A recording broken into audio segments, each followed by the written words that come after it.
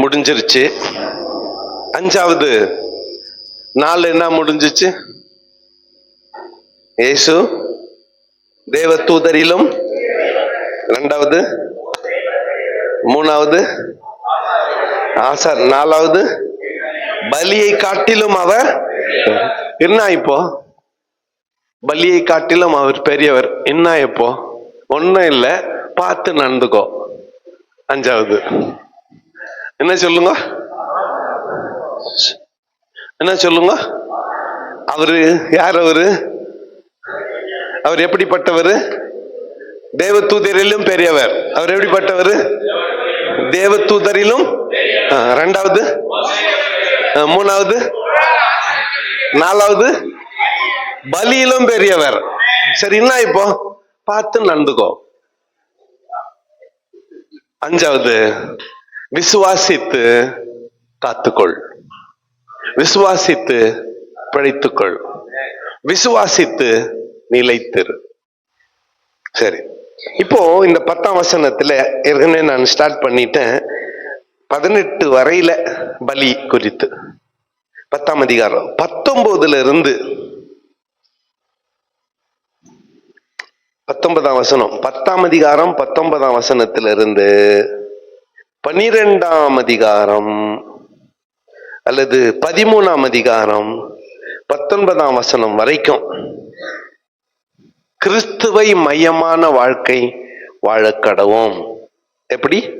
கிறிஸ்துவை மையமான வைத்த வாழ்க்கை வாழக் கடவோம்.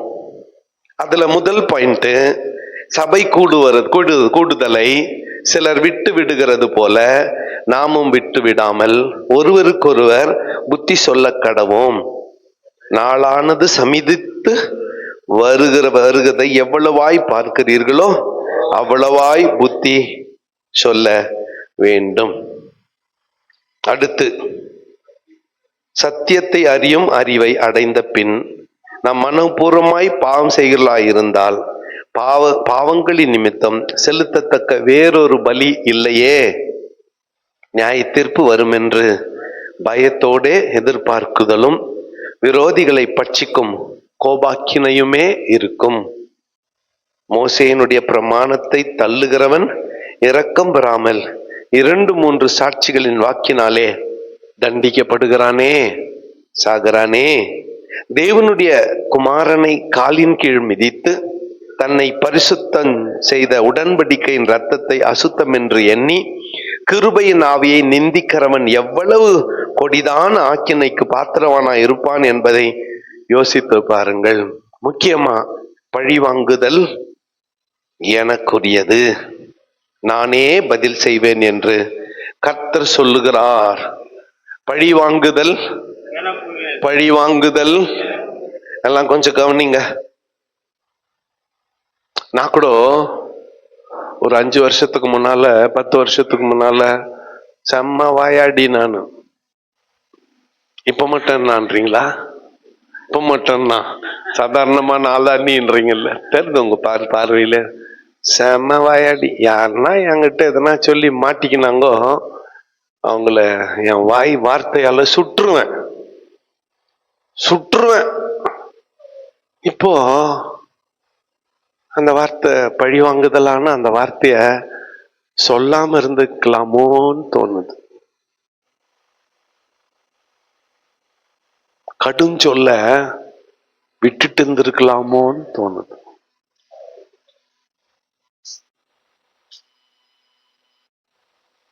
ஏன்னா வசனம் நிறைய உள்ள வந்துருச்சுல்ல.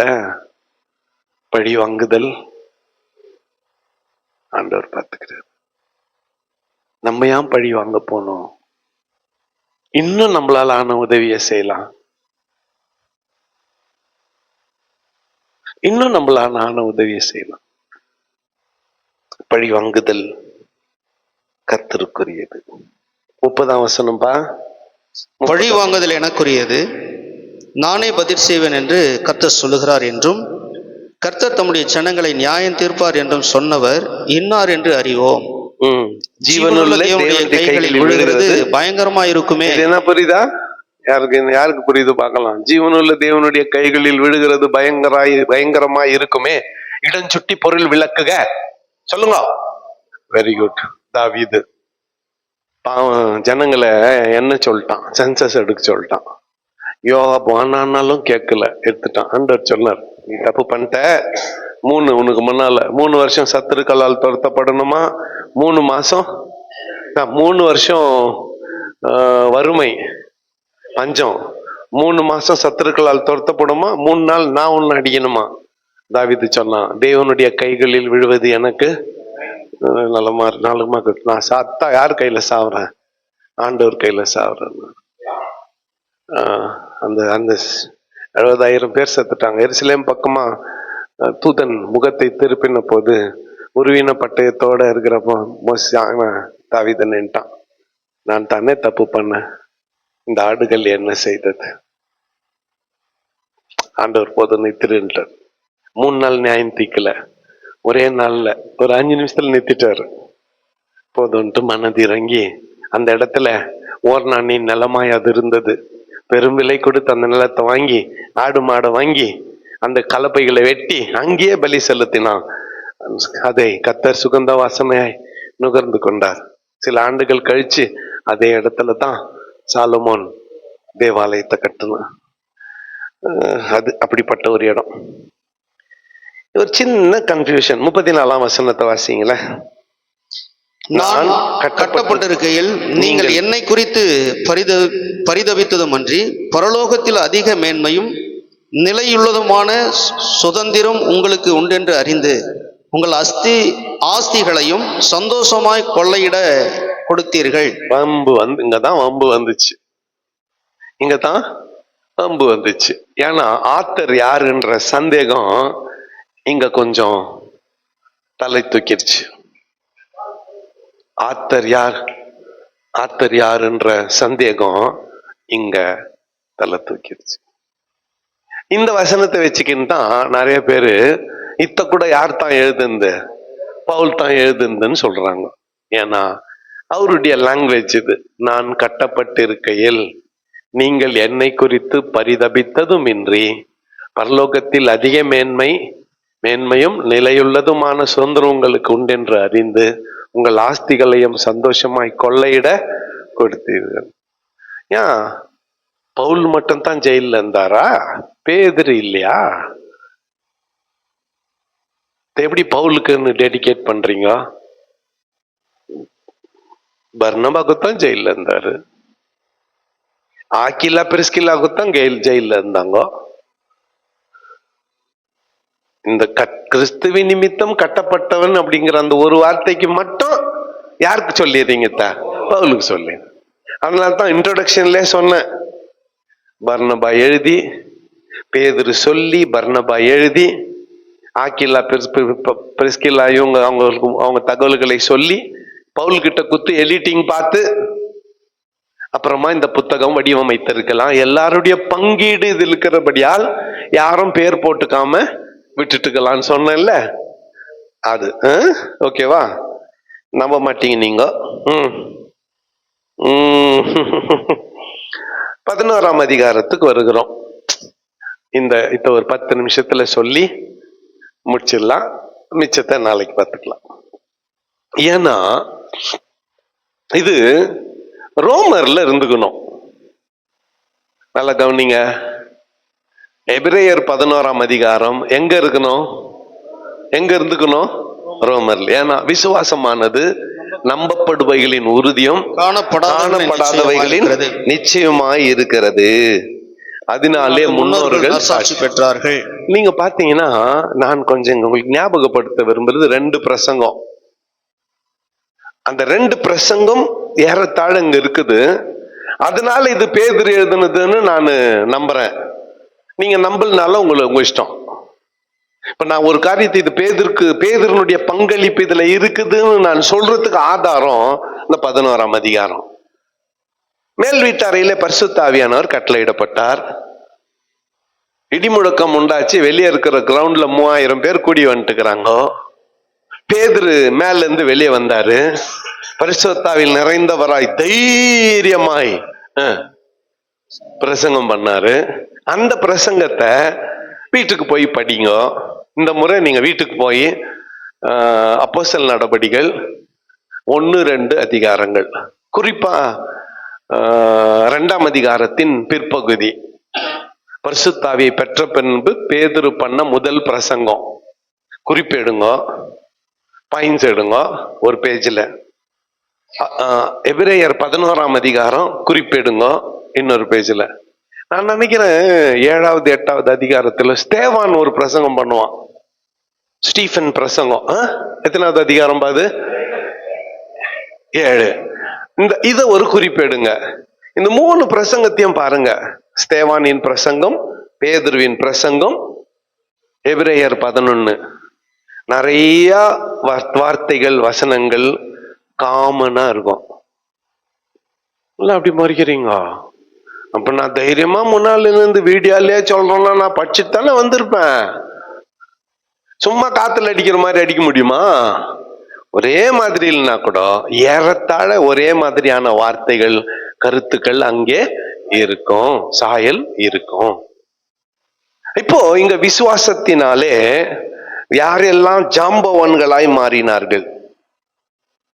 ஃபர்ஸ்ட், விசுவாசத்தினாலே உலகங்கள் தேவனுடைய வார்த்தையினால் உண்டாக்கப்பட்டது என்று நாம் விசுவாசிக்கிறோம். 3ஆம் வசனத்துல. 4ஆம் வசனத்துல விசுவாசத்தினாலே ஆபேல் காயினுடைய பலியிலும் மேன்மையான பலியை தேவனுக்கு செலுத்தினான், அதனால் நீதிமான் என்று சாட்சி பெற்றான். அப்ப காயின் பலி நிராகரிக்கப்பட்டது. காரணம், காய் கத்திரிக்காய் குத்தான்றதுக்காக இல்ல, அவன் விசுவாசம் இல்லாமல் பலி செலுத்தினான். ஆபேலோ விசுவாசத்தோடு பலி செலுத்தினான். விசுவாசத்தோடு செலுத்தப்பட்ட பலி ஏற்றுக்கொள்ளப்பட்டது. விசுவாசம் இல்லாமல் செலுத்தப்பட்ட பலி நிராகரிக்கப்பட்டது. அடுத்த வசனம், விசுவாசத்தினாலே ஏனோக்கு மரணத்தை காணாதபடிக்கு எடுத்துக்கொள்ளப்பட்டான். ஏனோக்கு தேவனோடு சஞ்சரித்து கொண்டிருந்தான். தினந்தோறும் சாயந்தரத்துல ஏனோக்கும் ஆண்டவரும் வாக்கிங் போவாங்க. கவனிங்க, ஈவினிங்ல வாக்கிங் போவாங்க. 2 பேரும் பேசிக்கினே போயிட்டாங்களா, வானத்தின் வாசல் வரலும் போயிட்டாங்க. ஆண்டவர் சொன்னார், திரும்பியாம்பா போறேன், என் கூட வந்துருன்ட்டாரு. ஏன் நோக்கம், சரி விட ஆண்டவர், அங்க இருக்கிறதோடு இங்க இருக்கிறது நல்லா இருக்குதுன்ட்டு கூடவே போயிட்டான். ஆனா மனைவி பிள்ளைகளோடு சஞ்சரித்து கொண்டிருந்தான்.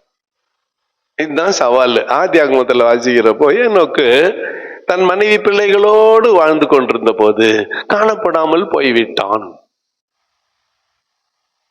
இல்லற வாழ்க்கையையும் தேவனோடு இருக்கக்கூடிய வாழ்க்கையும் பிரிக்க முடியாது. both of them goes together. ரெண்டும் ஒன்னா போகுது. பொண்டாட்டி கூட வாழ்ந்துன்னு தேவனுக்கு பிரியமா இருக்க முடியுமானா முடியும். எப்படி எனக்கு தெரியாது, ஏனோக்கு கேட்டுக்குங்க.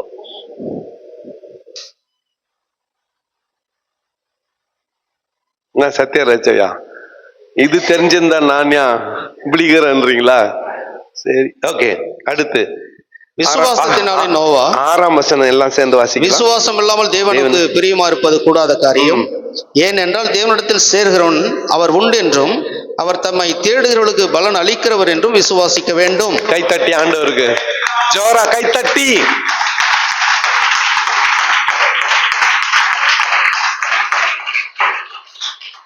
விசுவாசம் இல்லாமல் தேவனுக்கு பிரியமாய் இருப்பது கூடாத காரியம். ஏனெனில் தேவனிடத்தில் சேருகிறவன் அவர் உண்டென்றும் தம்மை தேடுகிறவர்களுக்கு அவர் பலன் அளிக்கிறவர் என்றும் விசுவாசிக்க வேண்டும். இது நம்மளுக்கு 5 வசனத்துல ஒரு 3 பேரை சொல்லிட்டு 6வது வசனத்துல நம்மளுக்கு ஆலோசனை சொல்லிட்டாரு. நம்மளுக்கு என்ன? விசுவாசம் இல்லாமல் தேவனுக்கு பிரியமாய் இருக்கிறது கூடாத காரியம். இப்ப 7ஆம் வசனத்துக்கு வரலாம். விசுவாசத்தினாலே நோவா தற்காலத்திலே காணாதவளை குறித்து தேவ எச்சரிப்பு பெற்று பக்தி உள்ளவனாகி தன் குடும்பத்தை ரட்சிப்பதற்கு பிழையை உண்டு பண்ணினான். அதனாலே அவன் உலகம் ஆக்கணைக்குள்ளானது என்று தீர்த்து விசுவாசத்தினால் உண்டாகும் நீதிக்கு சுதந்திரவாளியானான். வெட்டாந்தரையில பேழை கட்டினான். இப்போ நம்ம சென்னை காசிமேடு பகுதியில இருந்து அன்பு சகோதரர்கள் வந்துக்கிறீங்க, அல்லது வட சென்னையில இருந்து வந்துக்கிறீங்க. அங்க எங்கன்னா கடற்கரையில ஒரு இடம் பிடிச்சி போட்டு கட்டினா நியாயம்.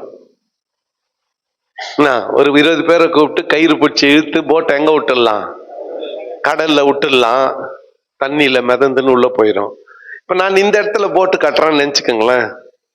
உங்களெல்லாம் கூப்பிடுறேன், இன்வைட் பண்றேன், எல்லாம் அங்க ஆண்டவர் என்னோட பேசிட்டாரு, இங்க நான் படகு கட்ட போறேன், பெரிய கப்பல் கட்ட போறேன், அது 3000 அடி நீளம், 1000 அடி அகலம், 500 அடி உயரம், பிரம்மாண்டமா இருக்கும், நோவா பேழை விட 5 மடங்கு பெருசா இருக்கும், ஜலப்பிரளயம் வரப்போகுது.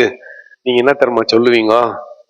ரொம்ப பச்சு பைத்தியம் பரிசுத்தாவியானவர் மூலமா சொல்லியிருந்தா கூட என்ன சொல்லுவீங்க? இதுக்கு தான் முன்னாலேயே சொன்னோம், நீ இப்படி எல்லாம் படிக்காதறான்னு. அவன் எங்க பேச்ச கேட்கல, ரொம்ப பச்சு என்ன ஆயிட்டான், பைத்தியக்காரன் ஆயிட்டான்னு சொல்லுவீங்க. ஏன்னா வெட்டாந்தரையில யாரு பேழை கட்டுவாங்க? ஆனா நோவா கட்டினார்.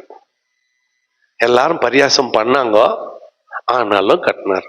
அந்த நாள் வந்தது, மழை வந்தது, காப்பாற்றப்பட்டார். விசுவாசத்தினாலே ஆபிரகாம் தான் சுதந்திரமாக, 8ஆம் வசனம், விசுவாசத்தினாலே ஆபிரகாம் தான் சுதந்திரமாக பெறப்போகிற இடத்திற்கு போகும்படி அழைக்கப்பட்ட போது கீழ்ப்படிந்து தான் போகும் இடம் இன்னதென்று அறியாமல் புறப்பட்டு போனான். விசுவாசத்தினாலே அவன் வாக்குத்தத்தம் பண்ணப்பட்ட தேசத்திலே. முழுசும் படிச்சுன்னு போக நேரம் இல்லை. 10ஆம் ஆறாண்டுல இருக்கும் பொழுது கர்த்தர் அவனை அழைக்கிறார். நீ உன் இனத்தாரையும் 12 காலையில படிச்சுட்டுமே, ஆதியாகமம் 12 1 2 3. உன் இனத்தாரையும் உன் தேசத்தையும் விட்டு நான் உனக்கு உன்னை பெரிய, உன் பேரை வேகமா போயிட்டு நேத்து மாதிரி கொசு இது இல்ல கொளுத்தி எத்தனுடைய. ஓகே, விசுவாசத்தினாலே தான் சொந்த வீட்டை, அப்பா வீட்டை விட்டுட்டு புறப்பட்டு வந்தான். சாராளுக்கு 89 வயசு ஆச்சு. ஆண்டவர் சொன்னார், அடுத்த வருஷம் நான் வருவேன், உன் மனைவி குழந்தை பெத்துட்டு இருப்பா. இந்த அம்மா எப்பவுமே நிக்கிற இடம் இங்க, எல்லாம் பாக்குறீங்களா? எங்க ஸ்கிரீனுக்கு பின்னால. ஆண்டவரும் ஆபிரகாமும் பேசின்னு இருப்பாங்க. அடுத்த வருஷம் நான் வர்றப்போ சாரால் குழந்தை பெத்துட்டு இருப்பானு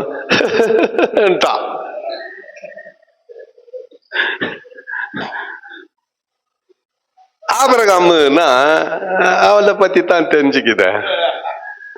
அவளை என்ன கேக்குறது? நம்ம விழா பத்தி நம்மளுக்கு தெரியாது, நமக்கு தெரியுமே. தெரிஞ்சாலும் சும்மா இருக்கிறோம்ல, ஒன்னும் பண்ண முடியாதுன்றதும் நம்மளுக்கு தெரியுமே இல்ல. ஆண்டவருக்கு என்ன பயம்? சாரால பார்த்த கூப்பிட்டார், ஏன் சிரிச்சான்னு கேட்டார். அந்த அம்மா, நான் சிரிக்கலையே. எப்படி? நான் சிரிக்கலையே சகோதரிங்களே, நானு சிரிக்கலையா? அப்படியா? நொட்டு போறதுக்கு என்ன ஆண்டவர் நான் ஆபிரகாமா? நீ சொன்னா நான் சிரிக்கலையேன்னு சொன்ன உடனே சரின்னு விட்டு போறதுக்கு ஆண்டவர் என்ன ஆபிரகாமா? அவன் தலையாட்டி பொம்மை தலை ஆட்டுமா உனக்கு? ஆண்டவருக்கு நான் தலையெழுத்தா உனக்கு தலையாட்டணும்? இல்ல நீ சிரிச்சாரு. புரியலையா நான் சொல்றது? இல்லம்மா நீ சிரிச்ச, உன் புருஷன்கிட்ட வச்சு காத்தலாம், என்கிட்ட அடுத்த வருஷம் உன்னை சிரிக்க வைக்குவேன். ஊரே உன்னை பார்த்து சிரிக்கும். இன்னைக்கு நீ என்ன பார்த்து சிரிச்ச, அடுத்த வருஷம் இந்த நாள்ல ஊரே உன்னை பார்த்து சிரியும். 90 வயசுல குழந்தை பிறந்துச்சு. ஆபிரகாம் ஒரு நல்ல வாய்ப்பை தவற விட்டாரு. என்ன சொல்லுங்க? டிக்கெட் போட்டு வசூல் பண்ணிட்டுக்கலாம். எல்லாம் வந்து இருப்பாங்க யார பாக்குறதுக்கு. 90 வயசு பாட்டி குழந்தை பெற்றிருந்தா எப்படி இருக்கும்? இப்போ பாடி ஒரு சம்பவம் நடக்குதுன்னு வச்சுக்கோங்களேன், என்ன பண்ணுவீங்க? எல்லாம் போய் பார்க்குவோம்ல.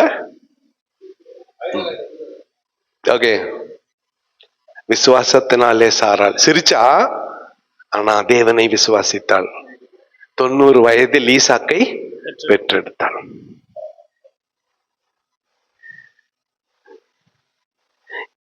ஈசாக்கை பலியிடுகிற விஷயத்துல ஆபிரகாம் ஈசாக்கு கேக்குறான், அப்பா விறகு இருக்கு, நெருப்பு இருக்கு, பலி செலுத்தும்படியான ஆடு எங்கே? அதுக்கு ஆபிரகாமுடைய பதில், கர்த்தர் எப்படி சொன்னா இந்த வார்த்தைய? விசுவாசம். எப்படி சொன்னா இந்த வார்த்தைய?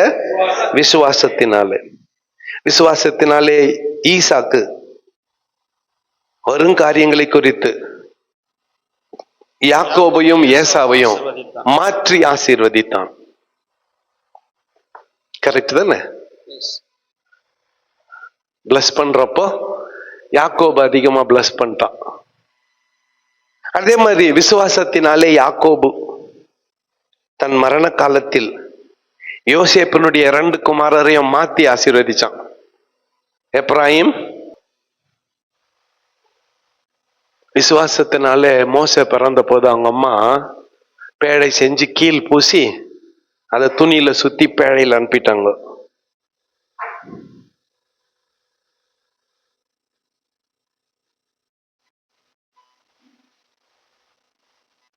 விசுவாசத்தினாலே மோசே பஸ்கா ஆசரித்தான். தலைச்சன் பிள்ளைகள் எல்லாம் காப்பாத்தினான். விசுவாசத்தினாலே மோசே. என்னய்யா வெறும் ஆம்பளைங்களை பத்தியே சொல்லின்னுக்கிறிய, எங்களுக்கு கண்டுக்காம விட்டுட்டேன்னு நீங்க நினைக்காதீங்க. 32ஆம் வசனத்துல 31ஆம் வசனத்துல விசுவாசத்தினாலே யோசேப்பு 31 ராகாப் என்னும் வேசி வேவுக்காரரை சமாதானத்தோட ஏற்றுக்கொண்டு கீழ்ப்படியாதவர்களுடைய சேதமாகாதிருந்தாள். ராகாப் வேசி தெரியல நமக்கு ஒண்ணுக்கு கதை. ஆண்டவர் எந்த அளவுக்கு நல்லவர்னா, அவள் முந்தின ஃபர்ஸ்ட் இன்னிங்ஸ் தப்பா இருந்தா கூட அவளுடைய 2வது இன்னிங்ஸ் நல்லா இருந்துச்சு. யூதா குடும்பத்துல ஒருத்தனை கல்யாணம் பண்ணான், சல்மான் கான் இல்ல, அப்படியே அந்த வழியில ஈசாய், அந்த வழியில தாவீது, அந்த வழியில என் ஆண்டவராகிய விசுவாசத்தினாலே அவள் இப்படி. பின்னும் நான் என்ன சொல்லுவேன்? கிதியோன், பாராக், சிம்சோன், எப்தா, தாவீது, சாமுவேல் என்பவர்களையும் தீர்க்கதரிசிகளையும் குறித்து நான் விவரமாய் சொல்ல வேண்டுமானால் காலம் போதாது. ஆகவே விசுவாசத்தினால் அவர்கள் ராஜ்யங்களை ஜெயித்தார்கள். அவர்கள் நன்மை அல்லாமல் பூர்ணராகாதபடிக்கு விசேஷித்த நன்மையானதொன்றையும் தேவன் நமக்கென்று முன்னதாக நியமித்திருந்தார்.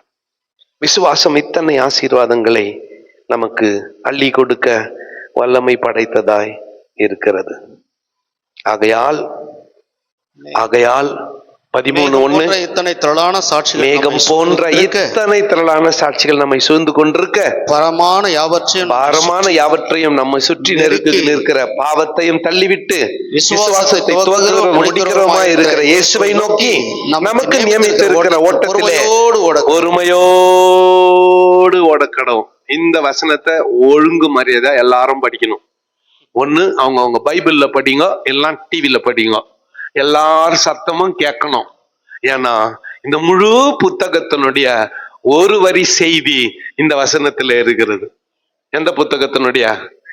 எபிரேயர். எல்லாம் சேர்ந்து படிக்கலாமா? ஆகையால் மேகம் போன்ற நம்மை சுற்றி நெருக்கி நிற்கிற பாவத்தையும் தள்ளிவிட்டு விசுவாசத்தை துவங்குகிறவரும் முடிக்கிறவருமாய் இருக்கிற இயேசுவை நோக்கி நமக்கு நியமித்திருக்கிற ஓட்டத்தில் பொறுமையோடு ஓடக்கடவோம். ஆமா, என் கைகளை தட்டி ஆண்டவருக்கு இருக்கானே. ஓடுகிறேன், நான் ஓடுகிறேன், என் இயேசுவுக்காய் ஓடுகிறேன், நான் ஓடுகிறேன், என் இயேசுவுக்காய் ஓடுகிறேன். பரம அழைப்பின் பந்தய பொருள்.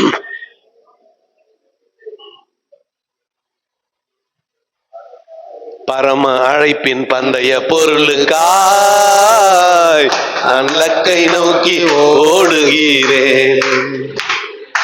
பரம அழைப்பின் பந்தய பொருளுக்காய் நான் லக்கை நோக்கி ஓடுகிறேன். கமான். ஓடுகிறேன், நான் ஓடுகிறேன், என் இயேசுவுக்காய் நான் ஓடுகிறேன், ஓடுகிறேன், நான் ஓடுகிறேன், இயேசுவுக்காய் நான் ஓடுகிறேன். எல்லாம் ஏஞ்சுக்குங்க. அல்லேலூயா, எல்லாம் ஏஞ்சுக்குவோமா? அல்லேலூயா. எல்லாம் ஏஞ்சுக்கலாம். அல்லேலூயா, அல்லேலூயா. சோத்திரம் ஆண்டவரே. எல்லாம் ஏஞ்சுக்கோங்க. சோத்திரம், சோத்திரம். இந்த ஒரே ஒரு வரி மட்டும் பாடிட்டு டீ பிரேக்குக்கு போயிடலாம். ஆனா ராத்திரிக்கு பிரியாணி லேட் ஆகுதுன்னு இப்பவே சொல்லிட்டாங்க. அரக்கோணத்துல ட்ரெயின் 2 hour லேட்டாம். நீங்க வர லால்பாக் ட்ரெயின் அரக்கோணம் டைமுக்கே 2 hour லேட்டாம். 8:15 வண்டி ஒதுக்கி தள்ளி விட்டு லக்கை நோக்கி பின்னானவைகளை மறந்து முன்னானவைகளை நாடி